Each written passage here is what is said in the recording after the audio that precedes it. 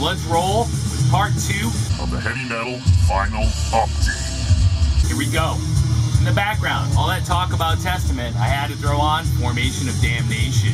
Again, an album I can't get enough of. This is 80s Testament, back and rocking with 90s production values. Now let's keep rolling. Is that loud? Alright, so I promised a few cassettes. Here we go. Impaler. If we had brains, we'd be dangerous. This is mid-80s metal on Combat. This is just brutal, raw, heavy metal. Absolutely phenomenal. I've never seen this on vinyl. I do know a couple of people in the VC that have it, and you can feel free to send it my way.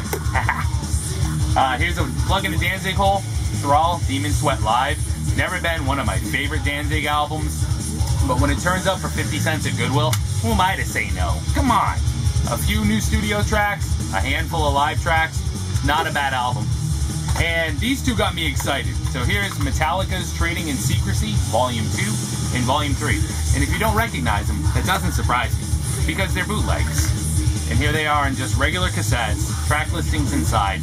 A quick story, in the late 80s, there was a store not too far from here, or where I lived at the time, and they had a case, much like one of these. You know, and these were just lined up all the way down as far as they can go in the case. They were $8 a piece, which was pretty pricey for a teenager. But they had Slayer bootlegs, Metallica bootlegs, and if you called them bootlegs, the owner wouldn't sell them to you. So even then, people were sensitive. But this was the pre-Napster, pre-download days. And these are just live recordings. Volume 3 covers 91 to 93, and I saw Metallica, I think, twice during that time. And this cover is 87 to 90, and I believe I saw them again 2 or 3 times during that period as well. Really well done live recordings. It was just really cool to me to see this. It's like a piece of childhood, your teenage years. You know, I haven't seen them done like this in so long. And now it's all CDs and iPods and iPads and I this and I that and I think and I don't and I cameras and I updates and IVC and blah, blah, blah. So it was very cool to see and grab those. I was super happy with those. And again, I mean, just the artwork is cool. These have been around for a long time and they sound great. One quick single, David Lee Roth, Just a Gigolo, and I Ain't Got No Body. For no other reason, and that was cheap.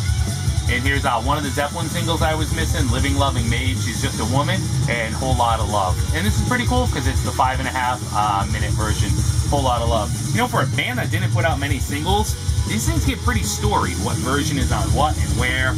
I think that's the second Zeppelin 45 I have. Want to see a couple of records I pre-ordered in like August, and then they got pushed back a month,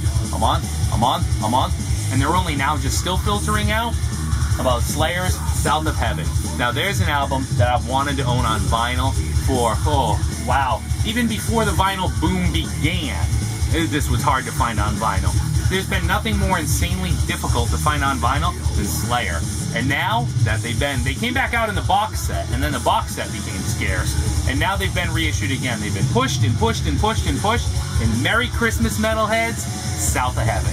Now what I didn't realize, and they're only now filtering in, 180 gram vinyl, I knew that, audiophile quality, whatever. Mystery vinyl though, black or red, so it says they inserted 500 copies, blood red copies. I have no idea. This is sealed. Not sure which one it is, but we'll do a separate video to find out together.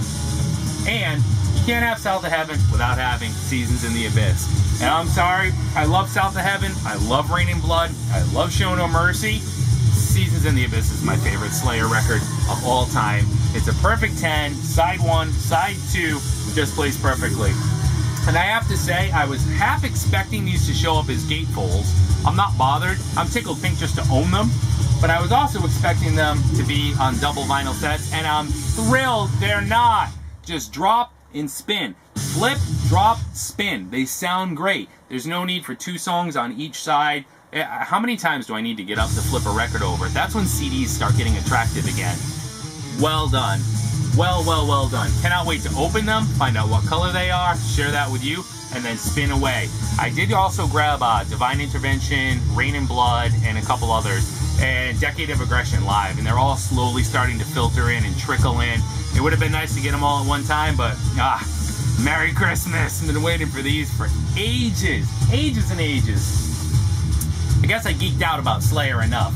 This is a cool find. Here's Blue Murder, kind of a super group, if you will. This is John Sykes, Carmine Appice, Carmen Appice.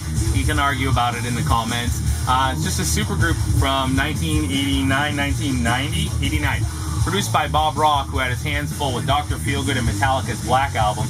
I never owned this on vinyl with the CD and cassette, so I was very psyched when that showed up. This was so cool. Maggie, 1204 Willow. As if you needed to send me anything, she sends this as a Christmas present. Motorhead, the world is yours.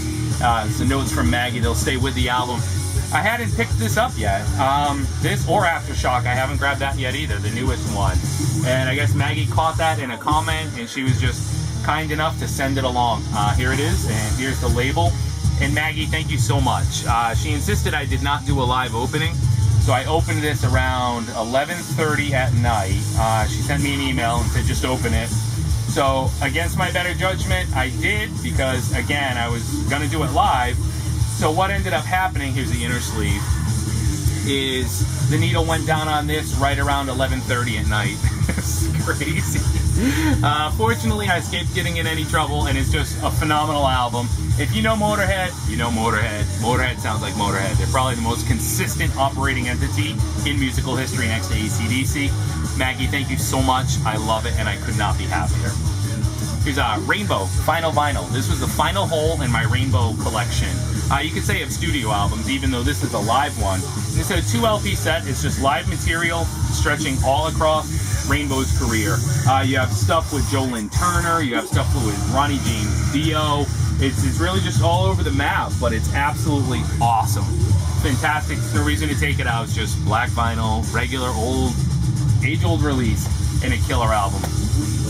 Another pretty common find here is Vandenberg, an album I didn't have. Adrian Vandenberg, who would later take off and head for Whitesnake. Here's Alibi. I believe this was his last album with this band, Vandenberg, and then he broke the band up and joined Whitesnake. From 1985, just killer find, plug in a hole. Now this was super cool. Super cool. This is Vicious Rumors, Razorback Killers. German press on SPV, a Steamhammer. And again, this is one of those great deals that cropped up on Amazon. Let me show you one of the vinyls. And this is one of the ones that I just got a note from someone that said, hey, this is on sale. If you want it, now's the time. It's on orange vinyl. And this is a face melter.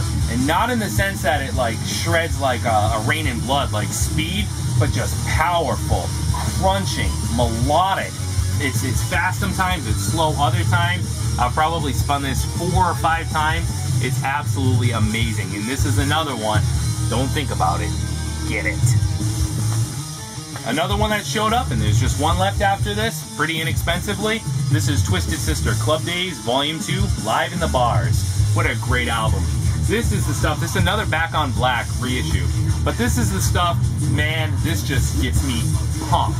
Because it's a mixture of stuff, but what gets me jacked is, this is way before We're Not Gonna Take It and Burn in Hell. This is way back in 1979, and throughout most of the 70s, Twisted Sister was a New York mainstay. Part of this is a 1979 radio broadcast. I don't believe it ever aired. It was supposed to air on Halloween night, 1979. There's a couple tracks on here that were left off of Stay Hungry. They were re-recorded in 2001. And a couple random live tracks. But the meat and potatoes of this is that Halloween night 1979 FM radio broadcast. And again, I'm not sure if it was, why am I thinking it never aired? There's a write-up in here that I read when I was listening to it. Phenomenal. I know Volume 1 is out there as well, but Volume 2 is definitely one to pick up. And the last one in the stack, which is cool because the record's coming to a close, is Scorpion Child. I had held off on this for far too long. Nuclear Blast had a sale on Thanksgiving Day on this album, and it was just one that I couldn't pass up. Look at that back cover artwork. That's what my backyard looks like right now. The snow is falling. We're up around, I don't know, 3 or 4 inches at this point.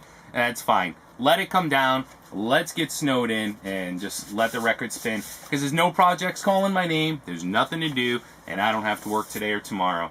This is on bronze vinyl. And this side is etched. I'm going to kind of monkey with it a little bit. It's got like the polygon of eyes on the back of side 4. It's a 2 LP set. And, you know, you can just check that freaking label out. That is the coolest thing. You know, Scorpion Child, you're going to draw comparisons to Deep Purple, you're going to draw comparisons to Led Zeppelin, Black Sabbath, all those things. And maybe it's like all those things mixed together.